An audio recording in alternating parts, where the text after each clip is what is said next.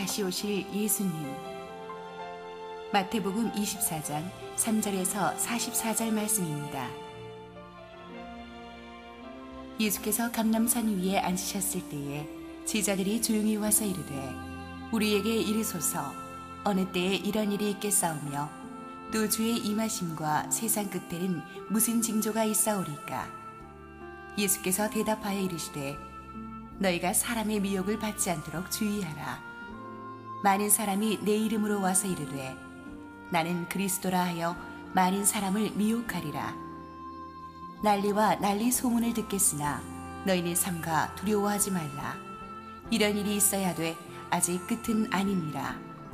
민족이 민족을 나라가 나라를 대적하여 일어나겠고 곳곳에 기근과 지진이 있으리니 이 모든 것은 재난의 시작이니라. 그때의 사람들이 너희를 환난에 넘겨주겠으며 너희를 죽이리니 너희가 내 이름 때문에 모든 민족에게 미움을 받으리라.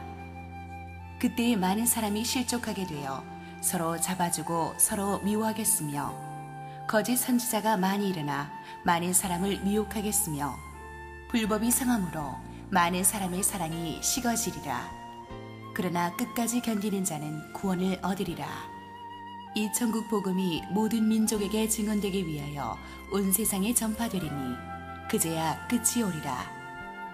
그러므로 너희가 선지자 다니엘이 말한 바 멸망에 가증한 것이 거룩한 곳에 선 것을 보거든 읽는 자는 깨달을진저 그때에 유대에 있는 자들은 산으로 도망할지어다.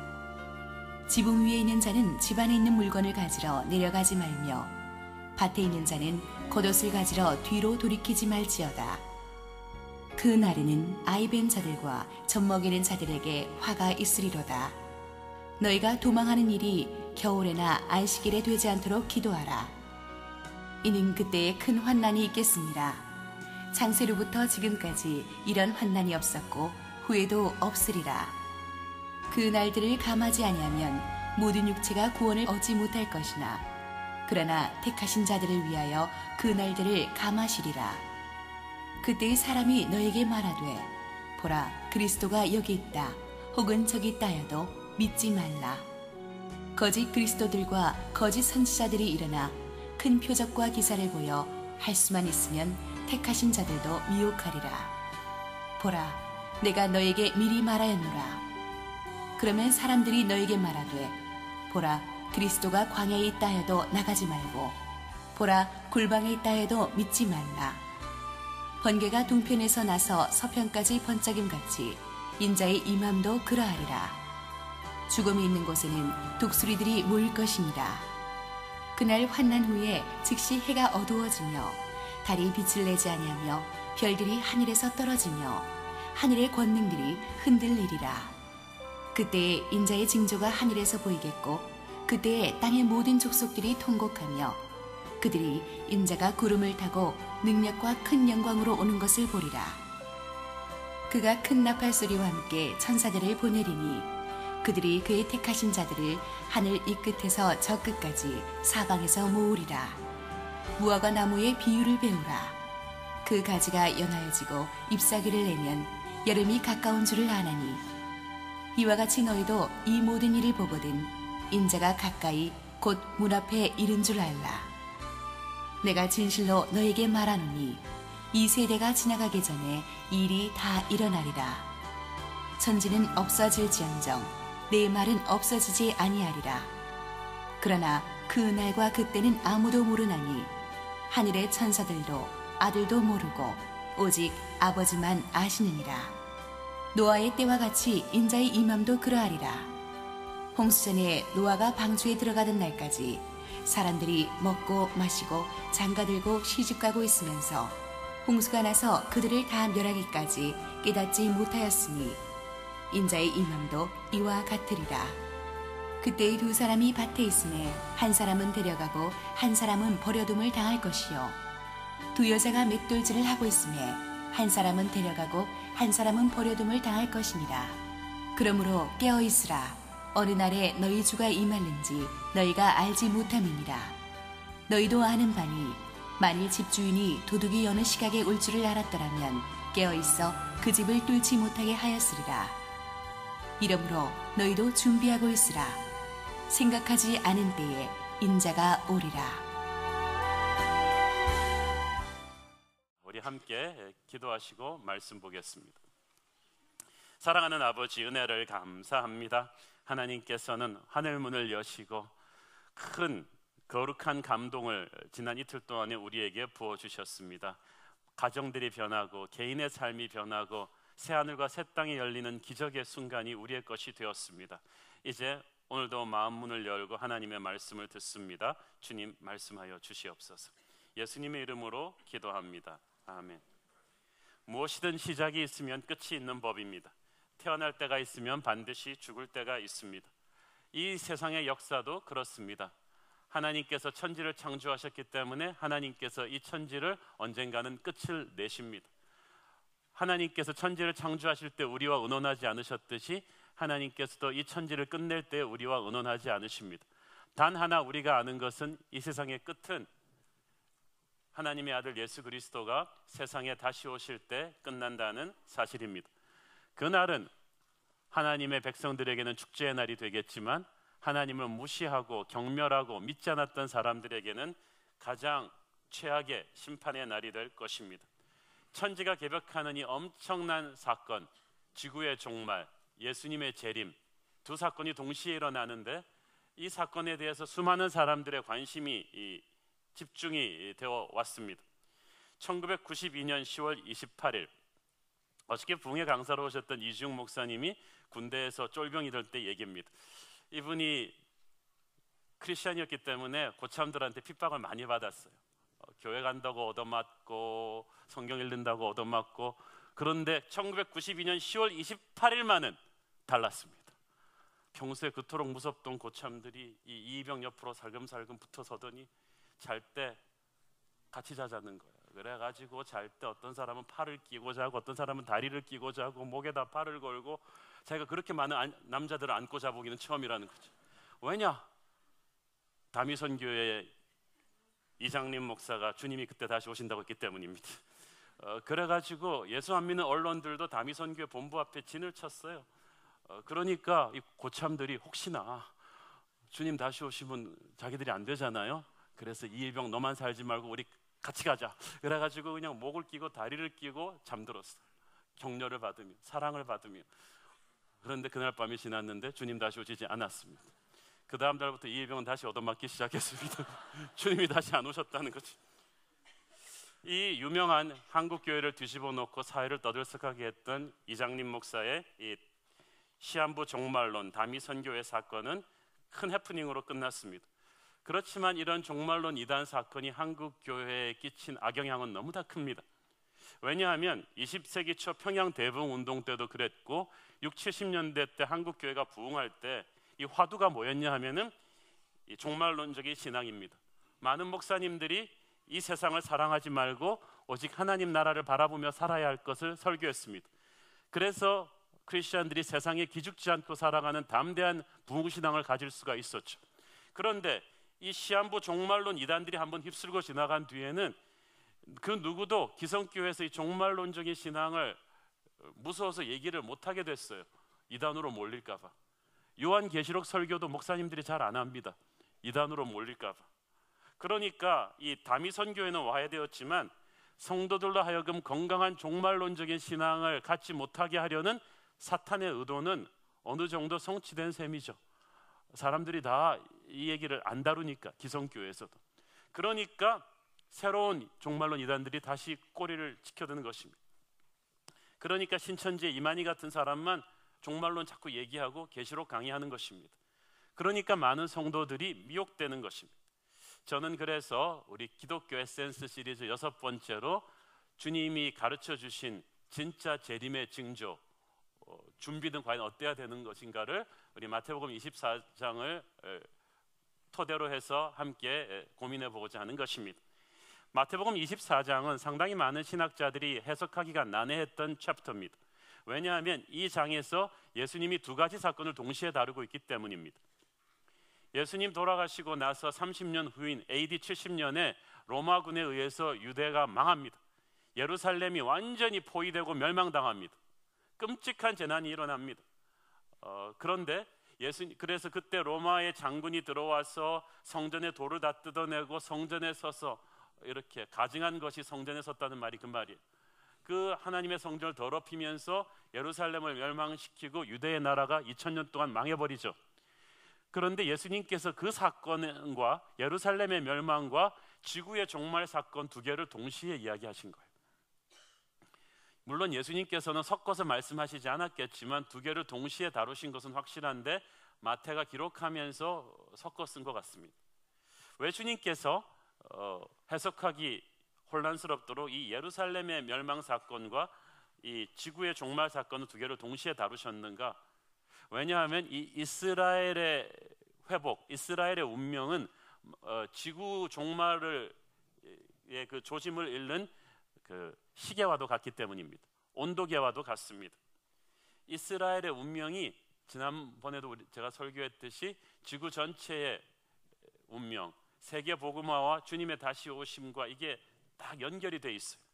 이사야서 14장 25절 27절 보겠습니다. 시작. 내가 아수르를 나의 땅에서 파하며 나의 산에서 그것을 짓밟으리니 그때 그의 멍에가 이스라엘에게서 떠나고 그의 짐이 그들의 어깨에서 벗어질 것이라.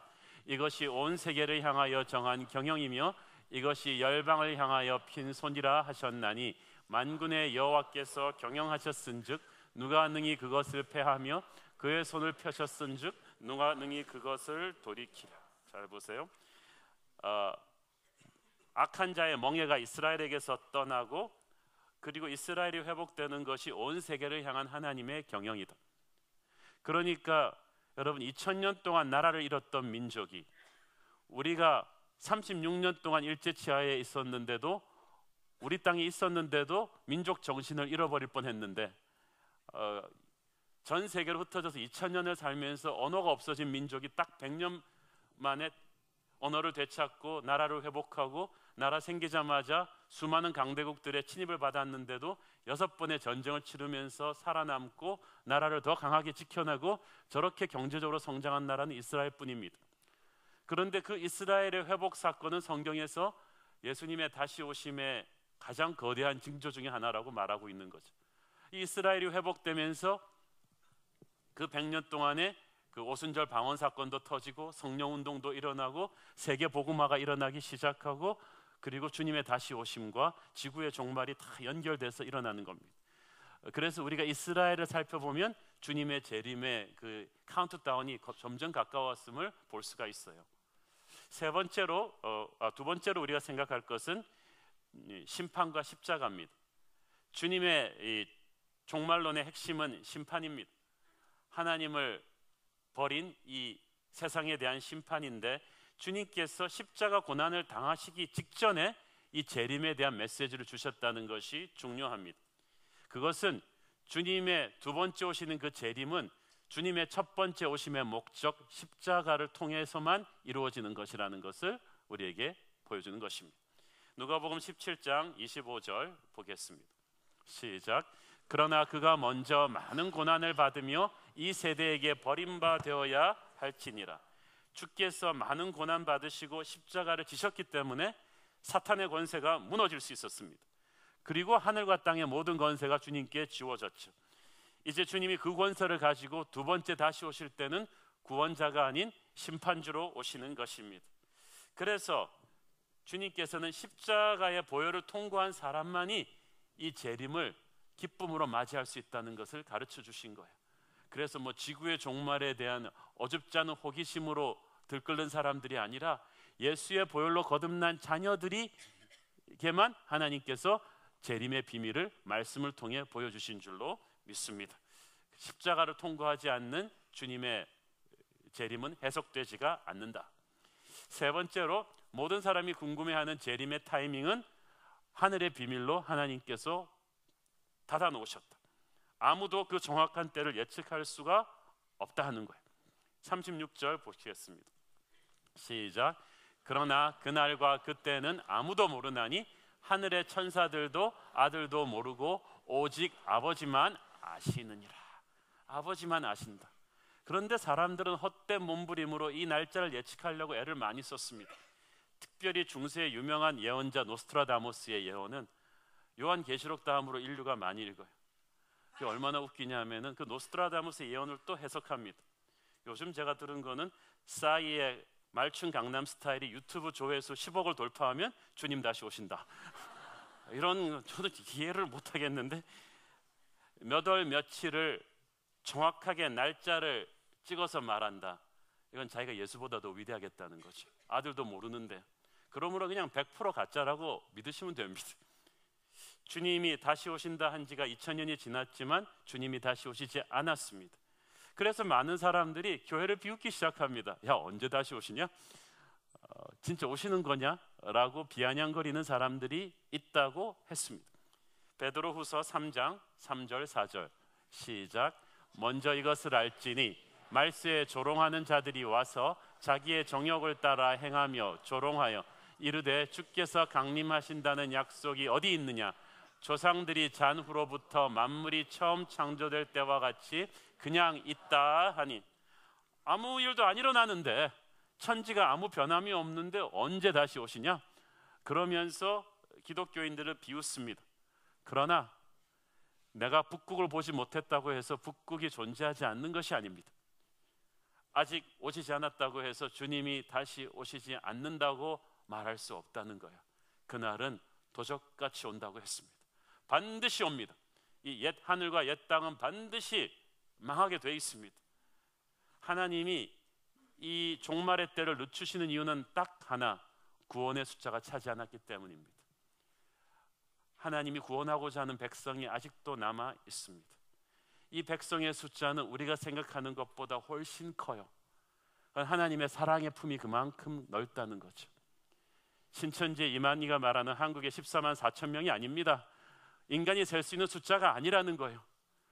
헤아릴 수 없는 수백 수천억의 수많은 백성과 족속 방언을 하나님이 끌어안고 기다리고 계십니다. 그래서 이 재림을 늦추시는 것은 하나님의 사랑입니다. 자, 그러나 마지막 날이 가까워 왔을 때 재림의 징조를 너희들이 읽어야 한다고 했습니다. 첫째는 여러 가지 재난들이 있을 것이라고 했습니다. 이 재난의 3대 재난은 전쟁과 기근과 지진입니다. 인류 역사에서 단 50년도 전쟁이 없었던 때가 없습니다만은 지난 100년 동안에 20세기 초에서부터 21세기 지금까지 일어난 전쟁에서 죽은 사람의 숫자가 인류가 존재했던 10,000년 동안에 존재했던 모든 전쟁에서 죽은 숫자보다 훨씬 많습니다. 1차 대전, 2차 대전, 한국전쟁, 월남전쟁 다 합치면요, 이때까지 인류가 모든 전쟁에서 죽였던 숫자보다 더 많이 죽습니다. 더 많은 파괴가 있었습니다. 그리고 앞으로는 더 그럴 것입니다. 기근이 있습니다. 경제적으로 세계가 높아지는데 점점 굶주리는 사람들이 늘어납니다. 세계 인구의 3분의 1이 아직도 배고픈 채로 잠이 들고 있고, 아시아에서만 굶주리는 사람이 7억에서 10억을 헤아리는데 당장 구제하지 않으면 3억이 죽습니다. 지진이 엄청나게 자주 강도 깊게 일어난다는 것입니다. 지진은 항상 있었지만 이 지질학자들의 리포트를 읽어보니까 지난 70년간 세계 각지에서 발생한 리chter 스케일 7.0 이상의 지진이 600회가 넘습니다. 7.0이면 제가 LA 살아봐서 아는데 어느 정도냐면요, 여기서 제가 말춤을 출 정도로 흔들리는 거예요. 두두두둑 흔들리는, 이 땅이 춤추는 듯한 이 지진이 600회, 700회가 넘는데 지난 20년 동안에는 이것이 훨씬 더한 강도로 더 광범위하고 주기가 짧게 계속 일어나고 있어요. 그리고 엄청나게 크고 작은 지진과 해저지진, 쓰나미들이 앞으로도 계속 예고되고 있어요. 마지막 날에는 또 인간관계가 아주 적대적으로 변해간다고 했습니다. 10절을 보십시오. 시작. 그때 많은 사람이 실족하게 되어 서로 잡아주고 서로 미워하겠으며, 저기서 실족한다는 말을 영어 성경에 보니까 turn away from the faith, 믿음이 없어지면서 하나님에서 등을 돌리게 되면서 서로 죽이기 시작한다는 거야. 서로 잔인해지고 인간과 인간이 서로에게 싸나워지고 왕따를 시키고 묻지마 폭력을 휘두르고 가정폭력이 늘어나고 이런 교내 총기 난사 사건이 일어나는, 사람과 사람이 이렇게 사나워지는 것은 믿음이 식었기 때문에라는 거예요. 12절 보면은 불법이 성함으로 많은 사람의 사랑이 식어지리라. 여기서 불법이란 역시 하나님의 말씀을 무시하는 일이 일어나니까 서로가 서로를 미워하게 되고 증오하게 된다는 거죠. 그러니까 말세가 가까울수록 인간관계가 사나워진다는 거예요. 무관심해지고 차가워진다는 것입니다. 셋째로 가짜 그리스도인들이 많이 일어납니다. 4절 5절을 보면 말세에 많은 사람들이 일어나서 자신이 그리스도라고 주장하면서 사람들을 미혹할 것이라고 했습니다. 세기말적인 현상인지 몰라도 이런 이상한 자기가 예수라는 사람들이 세계에서 굉장히 많아지고 있는데, 지금 그 중에서 메이저급 추종자 몇천 명 이상 거느리고 있는 메이저급들만 한 50여 명 되는데, 자랑스럽게도 그 중에 반이 코리안입니다. 우리나라는 정말 모든 분야에서 세계적인 인물들을 배출하고 있습니다. 통일교회 문선명, 신천지의 이만희를 비롯해서 수많은 한국을 이상하게 빛내는 인물들이 있습니다. 마지막 날의 현상인데 24절을 보니까 잘 보세요. 거짓 그리스도인들과 거짓 선지자들이 일어나, 같이 읽읍시다. 큰 표적과 기사를 보여 할 수만 있으면 택하신 자들도 미혹하리라. 이 말이 굉장히 중요해요. 여러분, 종말론적인 이단 종파들이 불신자 전도 안 합니다. 그들의 주 타겟은 기성신자들입니다. 그들의 목적은 영혼 구원이 아니라 교회를 파괴시키는 것입니다.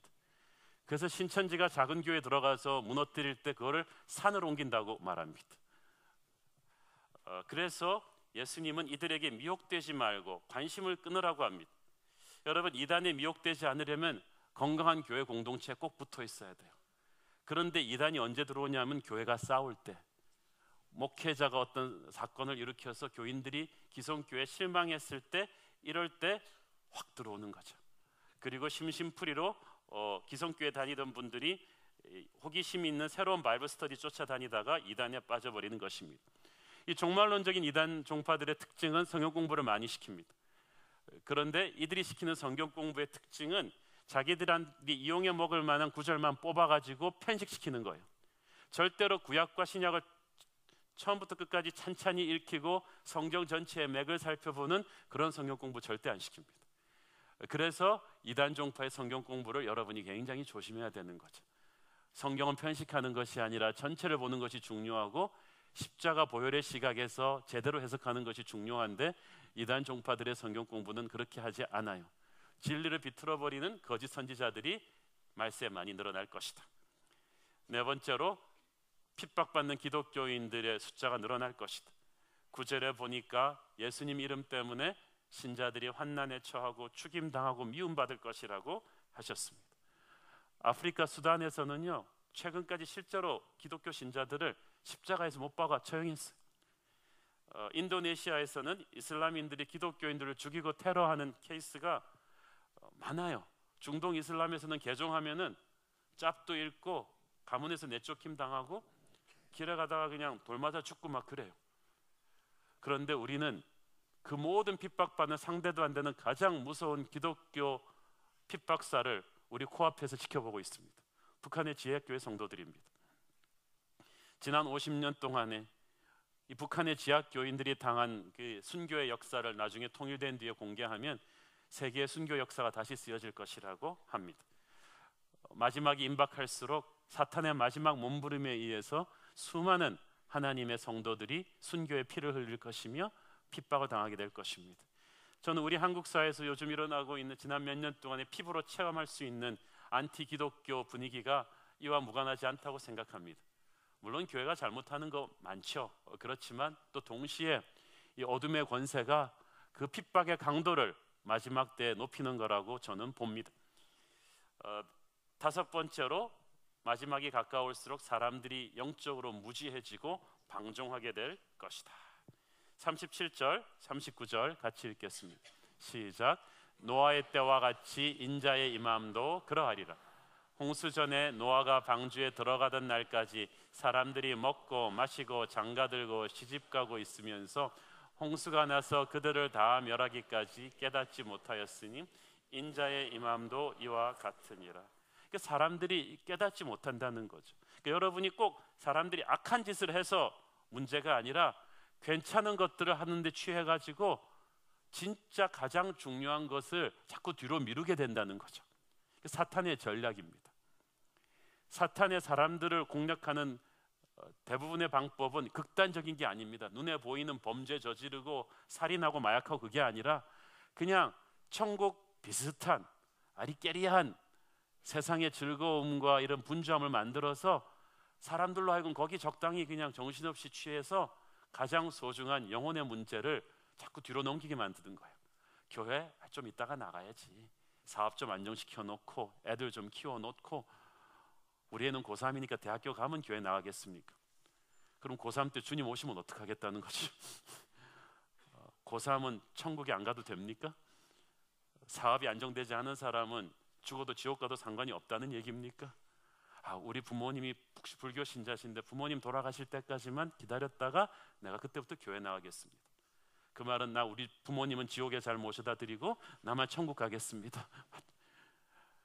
여러분, 지금 수많은 먹고 마시는 괜찮은 것들에 취해서 진짜 영적인 심판이 닥치는 걸 사람들이 모르고 있다는 거죠. 데살로니가 전서 5장 3절 시작.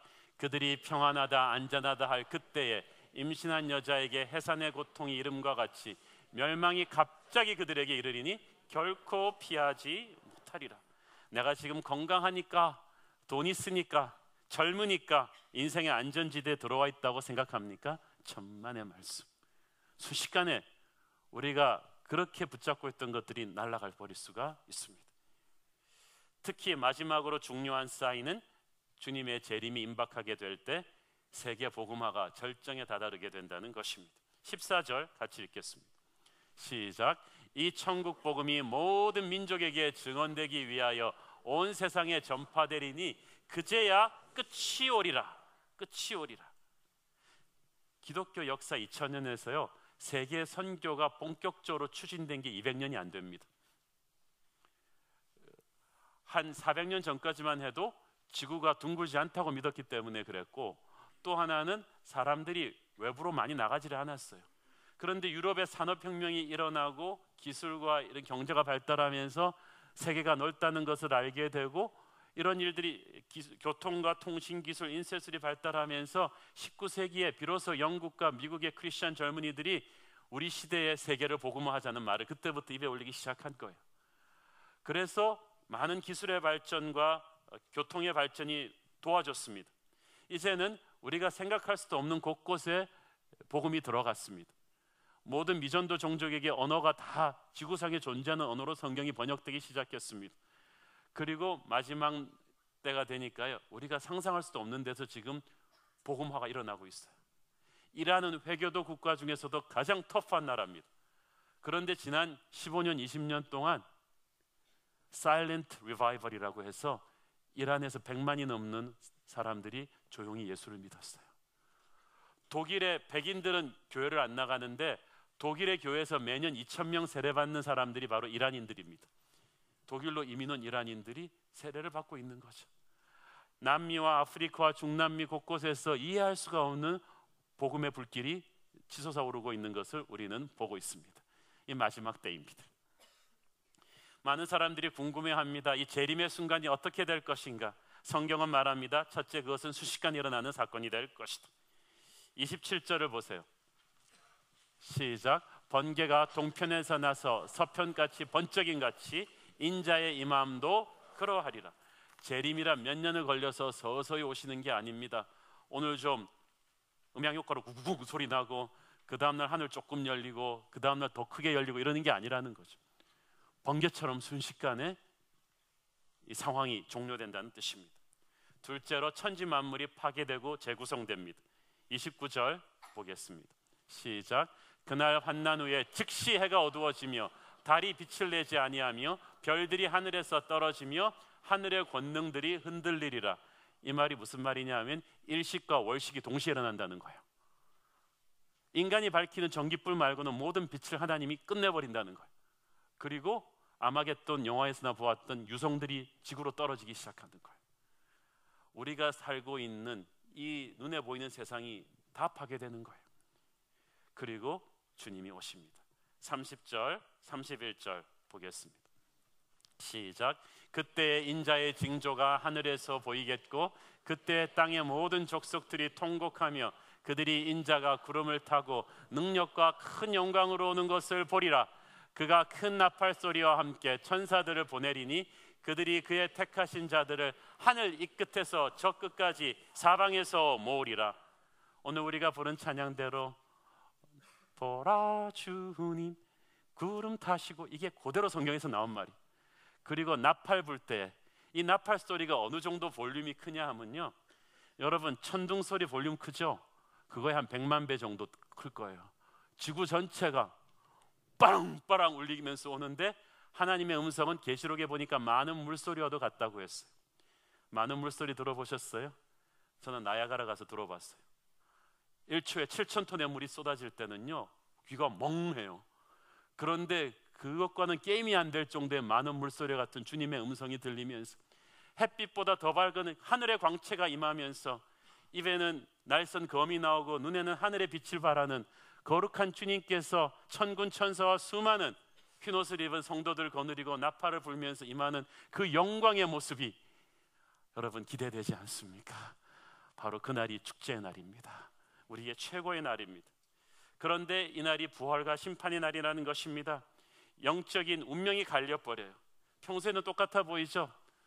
너도 이 회사 다니고 나도 이 회사 다니고 주민등록증도 똑같고 커피 마시는 것도 똑같은데, 영적인 세계에서는 운명이 다르다는 거예요. 예수님을 믿고 난 여러분에게는 하늘에 인이 쳐져 있어요. 그래서 예수님께서 다시 오실 때 그 인을 친 사람들을 정확하게 하늘로 끌어올리기 시작합니다. 주님 다시 오시면서 제일 먼저 하시는 일은 일식과 월식과 그 유성이 떨어지는 재앙이 임하기 전에 아주 간발의 차이로 구원받은 모든 백성들을 하늘 끝에서 이 땅 끝까지 영광의 몸으로 올리시는 거죠. 데살로니가전서 4장 16절 17절 보겠습니다. 시작. 주께서 호령과 천사장의 소리와 하나님의 나팔 소리로 친히 하늘로부터 강림하시리니 그리스도 안에서 죽은 자들이 먼저 일어나고 그 후에 우리 살아남은 자들도 그들과 함께 구름 속으로 끌어올려 공중에서 주를 영접하게 하시리니 그리하여 우리가 항상 주와 함께 있으리라. 여기서 끌어올려진다는 말은 중력의 힘을 뛰어넘는 어떤 힘이 우리를 순식간에 들어올린다는 것인데, 먼저 들림받은 사람들이 그리스도 안에서 잠든 사람들이에요. 데살로니가전서 4장 14절 보겠습니다. 데살로니가전서 4장 14절 시작. 우리가 예수께서 죽으셨다가 다시 살아나심을 믿을진대 이와 같이 예수 안에서 자는 자들도 하나님이 그와 함께 데리고 오시리라. 자, 여러분 잘 보세요. 영의 부활과 육의 부활이 있어요. 우리가 살아있을 때 주님이 다시 오시면요, 우리의 영과 육이 동시에 하늘로 들려져서 영광의 형체로 하늘 축제에 동참하게 되는데, 예수님이 오시기 전에 죽은 성도들은 어떻게 됩니까? 이미 그들의 영은 하늘나라에 가 있지만 그들의 육은 지금 땅에 묻혀 있잖아요. 그런데 하나님께서 택하신 자들을 재림의 날에 다시 불러 모으신다는 것은 그들의 썩은 육체까지도 하나님께서 다시 부활시키셔서 영과 육이 합친, 그래서 산 자들의 영과 육이 부활하듯이 예수 안에서 이미 죽었던 자들의 영과 육도 부활해서 천국에서 우리는 영원한 축제를 벌이게 된다는 것입니다. 그러니까 여러분 뭐 화장하고 그러는 거에 갈등하지 마세요. 하나님이 그 시체를 어떻게 찾으시나? 흙가루 가지고도 여러분 만들었는데 걱정하지 마세요. 전쟁 때 포화가 돼서 흔적이 없어진 몸이나 부서진 몸이나 녹아진 몸이나 걱정하지 마세요. 하나님의 전능하신 능력으로 여러분의 육체는 아름답게 부활하게 될 것입니다. 들려받는 사람들은 영원한 이 천국 잔치를 누리게 되는데, 문제는 악한 자들도 부활시킨다는 거죠. 그들은 심판시키기 위해서 부활시킵니다. 그래서 천국이냐 지옥이냐는 영원한 운명을 거기서 결판받게 되는 거죠. 그러나 하나님의 사람들에게 있어서는 재림이 두려움이 아닙니다. 축제의 때입니다. 많은 사람들에게 그러므로 지금 필요한 메시지는, 그렇다면 마지막을 준비하는 진정한 종말론적인 삶의 자세는 어떤 것이어야 하는가 하는 것입니다. 어떤 경건한 하나님의 사람에게 누가 물었습니다. 선생님, 만일 내일 지구의 종말이 온다면 선생님은 오늘 어떻게 하실 것입니까? 그분이 말했습니다. 그냥 하던 대로 살겠습니다. 자신 있다는 거예요. 여러분, 공부 잘하는 아이에게는 항상 예습 복습하고 공부 잘하는 아이에게는 시험이 언제 치는지 중요하지가 않아요. 공부 못하는 애한테 너무 중요해요. 시험이 언제지? 마지막 순간에 그냥 탁 하겠다는 거죠. 주님 다시 오실 날만 안다면, 10월 29일 날 오는 걸 딱 안다면 10월 28일까지 신나게 죄 짓고 놀다가 28일에 예수 믿고 세례받고 재산 가난한 사람들 다 기부하고 하얀 옷 입고 딱 준비하고 있다가 들림 받으려는 못된 사람들이 너무 많기 때문에 주님께서 날짜를 숨겨버렸어요. 그리고 성경은 재림을 준비하는 자에게 첫째, 자기가 지금 서 있는 사명의 자리에 충실할 것을 가르칩니다. 여러분, 현실로부터 도망가면 안 돼요. 40절 41절을 보니까 어떤 사람은 맷돌 갈다가 어떤 사람은 밭을 갈다가 주님의 재림을 맞았다고 했죠. 그것은 자신이, 하나님이 자기를 놓으신 그 삶의 현장에서 열심히 감당하다가 올라갔다는 거죠. 시한부 종말론을 믿는 이단들의 특징은 신자들의 삶을 세상과 자꾸 격리시키는 것입니다. 주님 다시 오시는데 가정 떠나라, 직장 떠나라, 학교를 떠나라, 재산 다 처분해라. 그리고 자꾸 신자들을 세상과 격리시키면서 주님 다시 오시는데 그게 무슨 소용이 있느냐, 허무주의를 가르쳐요. 그러다 보니까 사회에서 적응 잘 못하는 현실 부적응자들이 이단에 쉽게 빠져듭니다. 어차피 사회에서 되는 일 별로 없으니까 세상이 하루빨리 망했으면 하는 바람이 있죠. 그러나 그들이 망각하고 있는 것, 주님이 정하신 때까지는 하나님께서 하나님의 나라를 이 땅에서도 이루어 가신다는 사실입니다. 하나님의 구원받을 백성들이 있고 그 백성들이 우리를 통해서 전도받기를 원하십니다. 그래서 우리가 세상에서 돈을 벌어야 되고 세상에서 어느 자리에서 빛과 소금의 위치를 감당해 줘야 돼요. 결국 시한부 이단의 그 종말론적인 지도자들이 원했던 건 돈이죠. 이 사람들이 얼마나 웃기냐 하면요, 주님 다시 오시는데 돈이 무슨 소용이 있느냐, 재산 다 처분해서 헌금해라. 그래 놓고 돈이 중요하지 않다 그래놓고 자기들은 왜 그 헌금을 챙기냐는 거예요. 그럼 그 돈 받았고 자기들도 가난한 사람 나눠주고 이렇게 써야 되잖아요. 재산이 중요하지 않다 그래놓고 교주들은 가서 집을 사고 주식 투자하고 전부 다 무지한 사람들을 유혹하는 사기극으로 판명이 났죠. 사랑하는 여러분, 진정한 종말을 준비하는 건강한 신앙의 사람들은 주님이 지금 주신 현실의 자리, 사명의 자리로부터 도망가지 않습니다. 밭 갈다가 맷돌 갈다가 올라가는 거예요. 그 말은 딱 주님 들려 올라갈 때 그때 천국 온 사람들, 어떤 사람 손에는 김장 김치 담그다가 온 이 김치 고춧가루가 묻어 있어야 돼요. 정비공은 자동차 고치다가 온 기름이 코에다 묻어가지고 천국에 확 와야 되는 거죠. 현실에 손때가 묻은 그 땀을 주님이 기뻐하신다는 거죠. 착하고 충성된 종아, 그러므로 내게 주신 사명의 자리를 열심히 지키는 것이 종말을 대비하는 방법입니다. 어떤 수험생은 수능고사 앞두고, 목사님 주님 다시 올 시대가 가까웠는데 공부가 무슨 의미가 있을까요? 자, 물어보면 너 공부 못하지. 왜냐하면 하필 왜 지금 그런 질문을 하냐는 거지. 내일 주님이 다시 오셔도 너는 수능 공부를 해야 돼요. 이게 왜냐하면 하나님이 지금 당신을 놓으신 현실의 자리니까. 사명의 자리로부터 도망가지 마라. 둘째는 심플한 삶을 살아야만 합니다. 우리가 세상으로부터 도망가지 말고 사명은 다해야 되지만 세상의 것들을 사랑하면 안 됩니다. 여러분이 차를 타세요. 그렇지만 차를 사랑하지 마세요. 어떤 분은 차를 타는 게 아니라 사랑하세요. 지금도 예배 시간에 주차장에 세우는 새 차를 누가 기스내지 않나 걱정하는 분이 계시죠. 어떤 분은 크리스찬인데도 취미생활을 너무 사랑해요. 세상의 직함들을 너무나 사랑해요. 그러다 보니까 인생이 너무나 복잡해요. 여러분, 그렇지만 하나님의 사람은 인생이 심플해야 됩니다. 세상의 것들을 여러분 항상 느슨하게 잡고 있기를 바랍니다.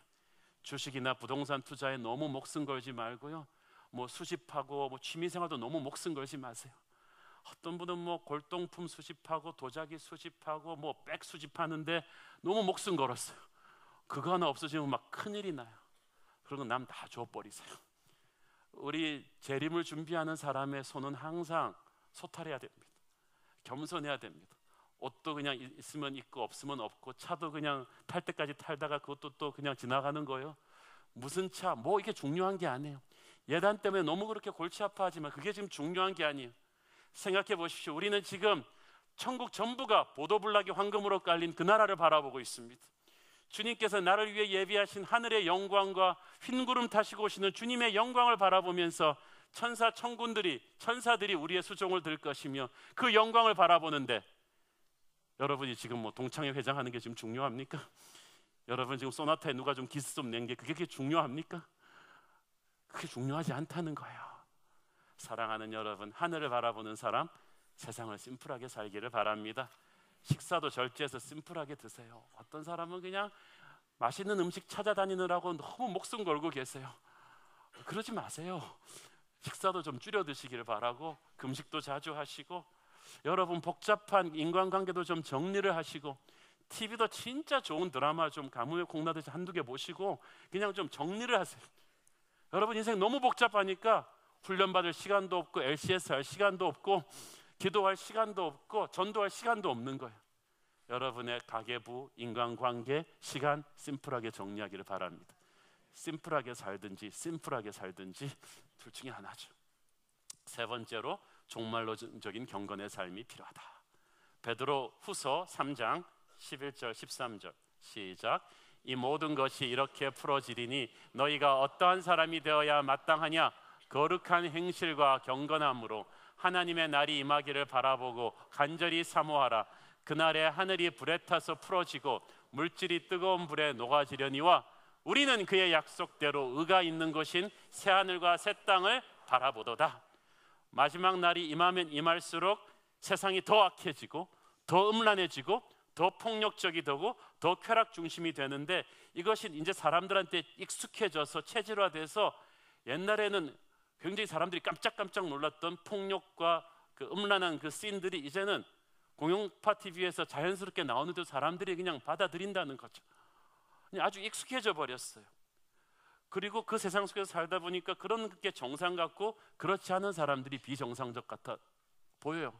세련되지 못한 것 같아 보여요. 제가 아는 여자 집사 한 분이 한 강남의 헬스클럽에서 운동하고 이제 씻고 라운지에서 그 아줌마들이 모여서 커피를 마시는데 옆에 그 다 한 10명 정도 주부들이 모인 대화를 듣고 깜짝 놀랐대요. 남자친구 없는 사람 자기뿐이더래요. 명문대 나오고 강남에서 잘 사는 결혼한 30, 40대 아줌마들이 아주 농담처럼 다 남자친구 있고, 그리고 남자친구 없는 자기를 마치 이상한 나라의 앨리스처럼 바라보더라는 거죠. 자기가 주님을 향한 그 사랑과 확신이 없다면 완전히 이상한 사람 취급을 받는 거죠. 요즘 대학생 청년들 사이에서 결혼하기 전에 너 아직도 총각이냐고 놀린대잖아요. 그런데 놀려도 여러분 기죽지 마세요. 그게 유행 아닙니다. 하나님의 사람은 세상 유행을 바라보는 것이 아니라 새하늘과 새 땅을 바라보는 거룩을 바라봐야 되는 거예요. 저는 우리 교회 남자들이 결혼하기 전과 결혼 후에도 끝까지 순교를 지키기를 바랍니다.